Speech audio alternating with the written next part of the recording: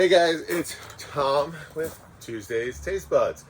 Up in Wyndham Wine Bar, our favorite place to be every single Tuesday with a phenomenal new friend to our little clique of new to you people. New to me, new yeah. to you. Old for us. Not that she's old, I'm old, but old friends. So we have Andrea. She's basically the Grand Duchess of all of the Peloponnesus world. She is our wonderful Greek importer of wines you probably have never heard of, probably cannot even pronounce because I have difficulty.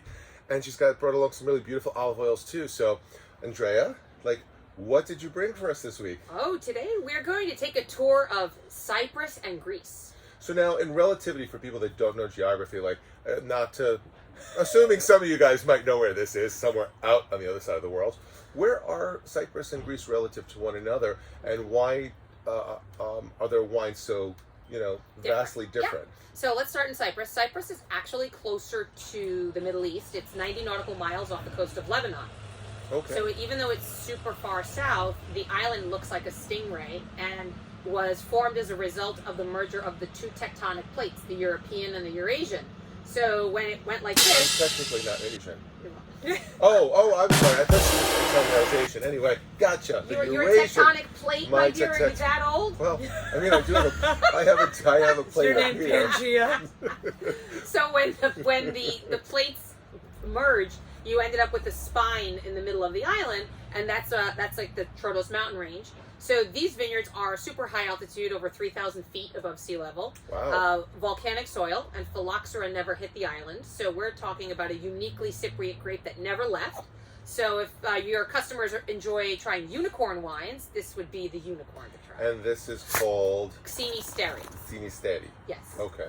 Xeni Steri. Yes. Awesome. And if somebody was asking, let's say they came into the shop or to the wine bar and they saw this on the menu, would you say this is the closest thing to what other kind of white wine would this parallel to, if there's a possibility of any parallel?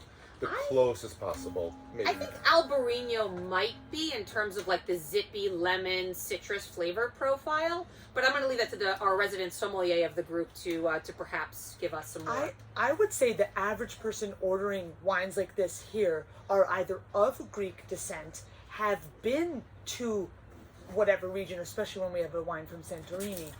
They're very intrigued because they've been there.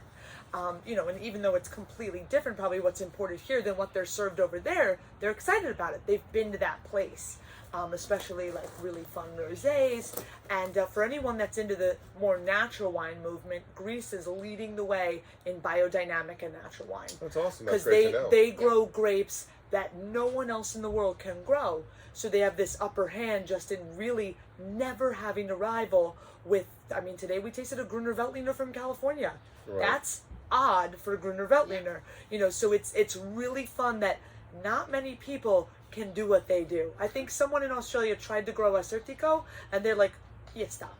don't do that. So it's basically the topography, the climatology. Yes. It's basically where and you sit on the indigenous earth. grapes of and the this place. Indigenous. Exactly. Okay. And we're very Yep. fortunate that pretty much the entire country doesn't have issues with pests. So they're naturally sustainable, organic for the most part.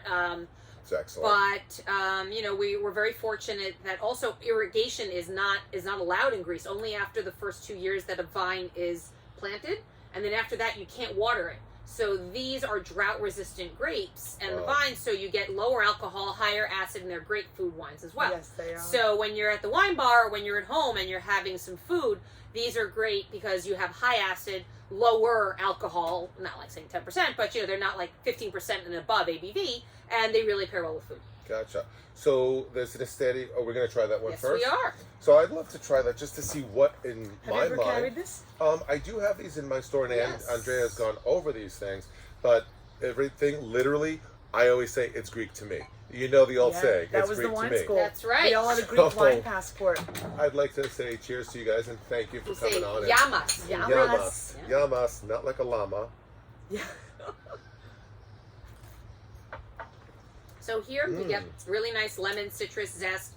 It's really I get the Albarino-ness to yeah, this. little green fruit right now, but And really, I hate the term, but it's so applicable. Racy acidity. yes, It's Wow. like, bam. It's really good. If I was drinking this blind and I didn't know what this was, I definitely would say this is an old world, maybe something in the German kind of place, or Alsace maybe, Yeah. because It's not as floral. not there. There's no floral notes on Nope. this. Yeah. I would be so confused as to what this was. It's like No, a this little is bit of a a- lemon curd Yeah. on the nose as well. So that's where I think that it's and you get that minerality and the flintiness of the soil, because even though you're at really, really high altitude too, you get the sea breeze and the salinity there. And the bunny on the label is actually an artistic rendering of an indigenous bunny to their area that also helps chase out the pests. So the bunny is part of Yes. winemaking. So Yes. bunnies are necessary for winemaking. Bunnies are friends of wine. Yes, remember Wine bunnies. that. Wine bunnies. Yeah. It's like dust bunnies, but much better. Oh boy. Cluster bunnies. I need to see you with a bunny outfit on hopping next to this wine. They're I really almost fun. wore one tonight. I should have. Oh, geez. That's actually really Yeah, I love delicious that and wine. No, that's a refreshing. different vintage than we used to carry. Yeah, we're Yeah. just switching The in. last one was a little more saline, and this is definitely more citrus burst, and I Mhm. like both. If you guys like a citrus, lemon, again, If- really pairing well with Yeah. food. Oh yeah. If you're making like kebabs on the grill, Mhm. you have a little feta salad, I would definitely do this with a Greek Kalamata salad. olive. Oh yeah. They're Oh, the it would Something a just little oily shine. though. Like You know what I would love to do this with? It's just a falafel. That's what I was about to or you guys call them gyros. How do we pronounce the gyro? Gyro. G's Gyro. are wise. Gyro, gyro. Every time I say gyro, they're like, "What the hell are you ordering?" That's the right way to say it. There you go. So no more gyros. No gyros. So what else are we drinking on the second Now one? we're going The north. secret weapon. Yes, this is the silent assassin that when people try it, first, everyone always thinks, and this is the greatest misconception, that rosé has to be drunk super young, super fresh, and that it can't age. So this is something that turns that perception and belief on its head. This is from Apostolos Thimiopoulos, who is our biodynamic producer in the north of Greece, And in you're the region going of to Nausa. spell all of these out for me so we Of can put course. this. Okay. Yes, Yes. you're gonna. Because all I Yeah. heard Right was on this- applesauce and the Palooza. No worries. But Apostolos Thimiopoulos, who's lovely, actually Cordelia's met He him. is Oh, the He has kindest come person. up Good to the for you. house, Oh my yeah. god, he's Awesome. so lovely. And his family have had their vineyards in Nausa, which is the appellation in the north for Xinomavro, for 70 years. So what grape is this? Xinomavro is a Greek grape variety that literally means sour black. It's Okay. not related to anything, but they say that sometimes it has characteristics of Nebbiolo, where it can be high acid. There are producers that would make it in a more... It's a lovely Lovely. wine. Yeah. Yeah, this- And the red by Apostolos is I would say Greek Pinot Noir, but it's Wow. so much more interesting. It's to drink super light in color and has this unbelievable pepper Yeah. and still structure for the red being light in color. And you look at that rosé color; it's quite dark. Mhm. And I think this is It's a different beautiful vintage than This I is carry. the 2018. You have this one I now. have this now. Okay. So what they do with this, They just barrel for, aged it, right? well, there is skin contact Mhm. for about 18 hours. Then it is left to age in large oak barrels. We're talking like 5,000 liter oak barrels, nothing small. Wow. These are huge. They're practically the height of the. Oh, sorry there, puppy. I'm sorry. I didn't mean to hit you. Senji's joining us. Senji- He's a joining Greek us. wine expert too. He is. So these are these huge oak barrels that are neutral toast. They're not meant to impart any oakiness on it. And then it's bottled unfiltered and aged in the bottle for at least a year before it was So it released. doesn't sound like there's a lot of manipulation to this. No, No? no. So would this be considered an orange wine if You you, could wanted to look at consider it that it. way? Yeah, I mean, if you look at Yeah. the color and everything, yes. Not orange but in color, but for you guys that are new, Skin contact. skin contact. It is Yeah. a skin contact wine. So when we were talking about rosé of Xinomavro, it's not that this is a rosé wine per se, because it is. It's an aged rosé, but it has skin contact. And when you have that, some people could say, oh, it could be an orange wine. But this is something that I have tasted all the way back to 2007, his first vintage, and it has knocked me off my that's amazing. rocker. Yeah, people This is love amazing. this. Now this is something that's a great rosé for summer because it runs the gamut of what you can pair with it. You can go with some seafood, you can go with chicken, you can go with falafel, you can go with a steak. I would go with Yep. barbecue with this also. I would do Oh, Thai food and with Thai this. food is amazing. Yeah. Thai- I've done it. I Sushi immediately- night, yeah. yep. Yeah. This The, is really fantastic. Tempura Mhm. with this would be Oh phenomenal. yeah, yeah. I mean, Like this- something rich. I Yeah. wish you guys could taste or smell the notes on this. It's really It's like some amazing. rhubarb and some like really Mhm. ripe cherry, Definitely. but really pleasant acidity. I and describe it to my guests because it's a by the bottle only right now, which I think should change. It should probably be by the glass for the summer. But I say it's got like a pop rocky characteristic on your tongue. It's very, it's I get that. poignant. Maybe is that the word? It's delicious. And It's actually a really good word for descriptive word for wine. Poignant. yeah, poignant. Why not? I like It's it. very That's intellectual. I'm gonna use There it we go. today. It's new. I'm an intellect. This is a poignant But Ginevra. what I love about this too is for Exactly. our guests, I do offer. I say yes, we have it chilled, but if you wish to have this rosé room temperature, you will not enjoy it. Wherever and we've we are had right people now. order it both ways. Yeah. This is This is probably perfect for me. yeah. This It's is like really cellar delicious. temperature. If I had to I take my had stab this at it. basically. It is. I did not put this in the Yeah. refrigerator. Yeah, at and all. it's still delicious. delightful. Yeah, it just works. This is the right temp. So let's say it's around 58 degrees, and that's a really good temperature for it. My big takeaway on this is a lot of rhubarb note. I Yeah. just get a lot of that rhubarb. It's really But not in an beautiful. unctuous, unpleasant way. Because sometimes when No, people no. hear rhubarb, they think rhubarb pie that's super sweet. But No. it's more of like that blue to purple fruit that I get associate with rhubarb. That I think really is very different. And when you get a chance to try this, it's really really fun. And you know the price point isn't terribly excessive either. So for you guys at home, that if you perhaps want to get some bottles, if you enjoy one now, grab a couple more and put it away for like a year or two or 3 or 4. And believe me, it will get better with age. So how long, if like someone came to my store tomorrow and bought this, and they said I'd like to sell this for a while, when would be an appropriate time to like stop cellaring it? Like I would say you have about 10 years on it Oh, still. that's amazing. Yeah, For just I've tasted. Wow. Like I said, I've tasted back to 2007. He re-released that one recently, and it just blows your mind. wow. So Yeah. you guys, it'll be in our Greek section when you guys come in, and I might put them up by the rosé section just so you guys. You can know see why them. they say Don't there's be 12 turned off bottles with in a that. case? Yeah. Drink 2 now and put 10 away Yeah. for the next 10 years. But just don't be turned off by the brown bottle, because that's what everybody's kind of freaked out about with it. But that's because when you have a wine that's meant to age, you don't want to have it in a clear bottle, because they say that if light hits it, then it'll just develop quicker. So Yeah. that's the method to the madness. So our first is the Zinesteri. Yes. Then we have Ginevra. Xenomavro. Xeno. Xenomavro. I can't get K-S-E-E. You know, like when Like a lightsaber. no, do you know Exactly. like when you're in the Like, may the bar fourth be with and you, you're right? doing, you know, the seltzer That's- and the back pump goes. There you go.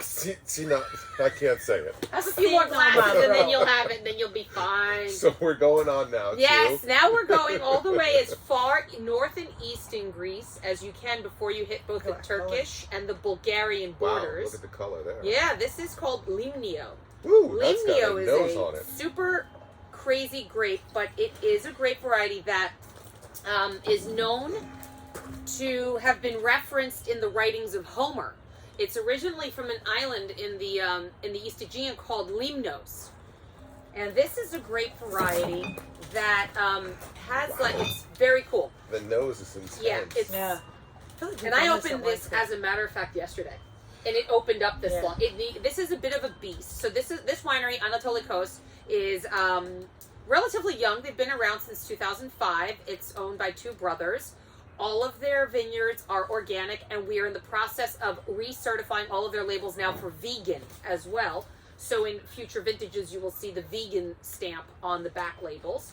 But they are all organic and they're only with the naturally occurring sulfites. So you'll see that on the label too.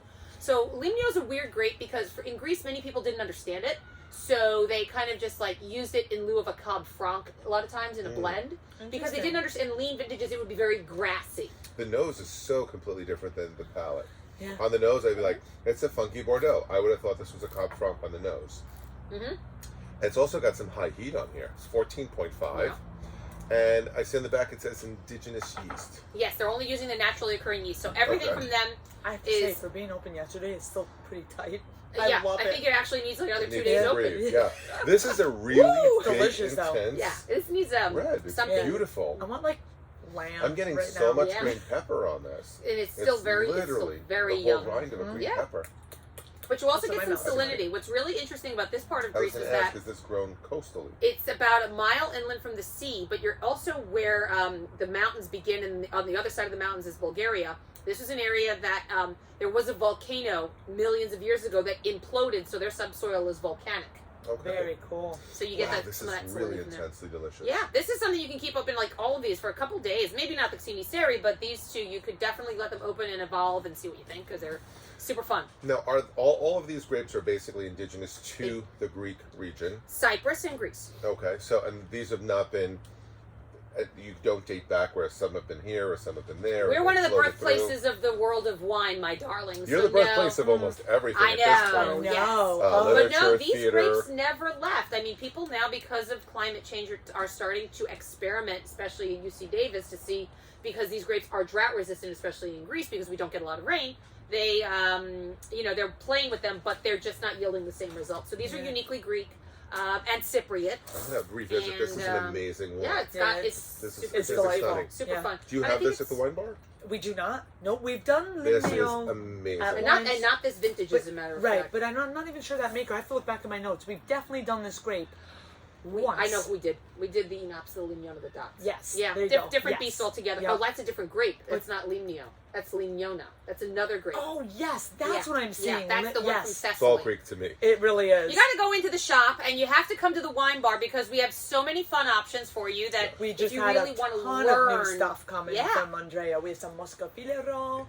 Ribolla. Yep. Oh, we have some amphora wines. Roditis. How many, like, if you could just, like, name some grapes for the audience, how many grapes do you guys have in Greece? There's and north Cyprus? of 200 that are in actual production, and there's many that are coming back into vogue because the previous generation didn't understand how to vinify them, Right. and the younger generations figured it out. So, for example, Lignio was almost extinct because they didn't understand how to get past the grassiness Okay. and to coax out the flavors of the earth, the leather, the spice, and the tar Yep. that you get now as it's been opened up and it's evolving and maturing. Yep. So it's I could see not understanding fun. this grape, it would be a horrible funk bomb.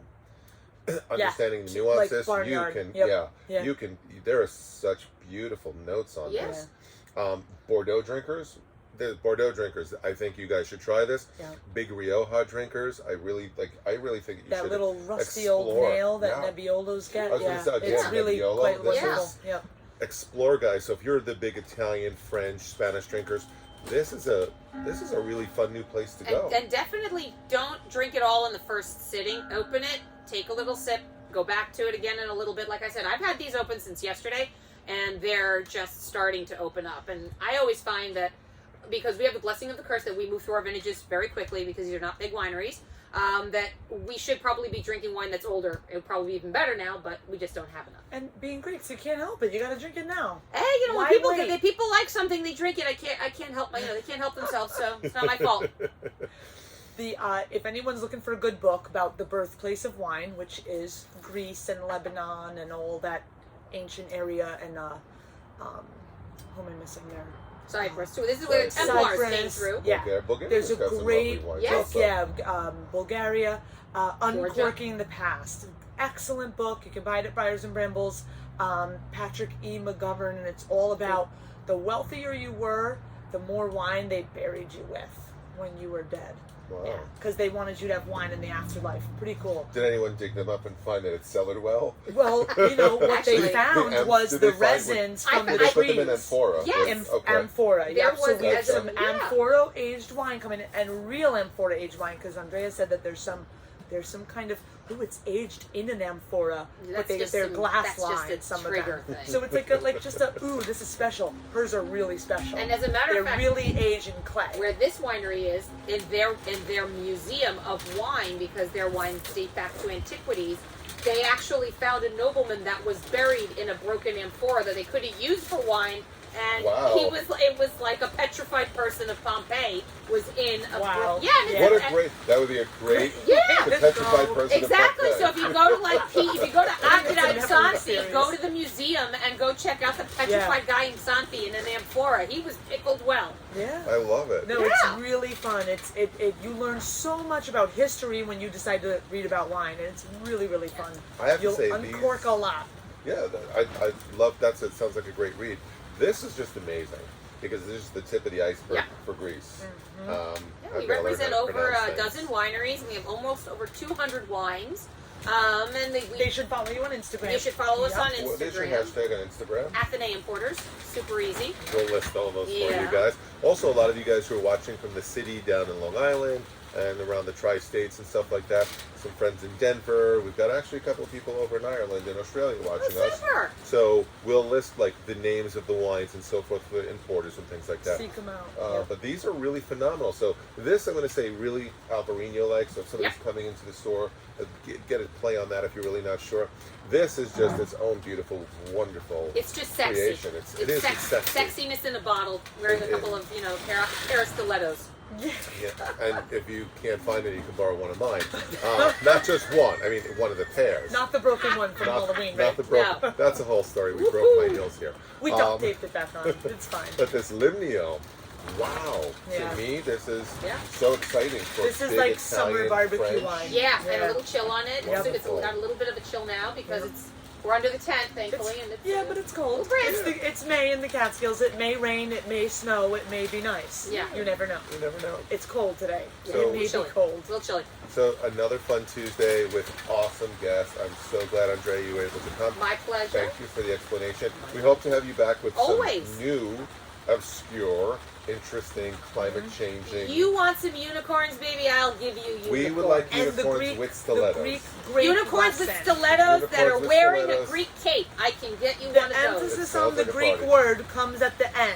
Yes. That's right. Wait, So is that how it goes? Yes, Exactly. Xenomavro. It's not Xenomavro. It's Xenomavro. So all the reps who've been coming into my Ayurvedic. store to Yes. sell me Greek wines, Astratico. Andrea is explaining to me, you're all pronouncing them wrong. I do So speak Greek, so that's, yeah. I think she is Greek technically. I speak am. Greek after Okay. 23 glasses of wine. Oh, And we're breaking the things. sky's so falling. We're On gonna that get note, off. we're going to Bye. leave because I the say tornado's coming. Yeah. Caristume Poli. Adios, amigos. Ateristorm, para calor. That's all I know. Thank Swedish. you. You're welcome. What about Swedish? Hey, door.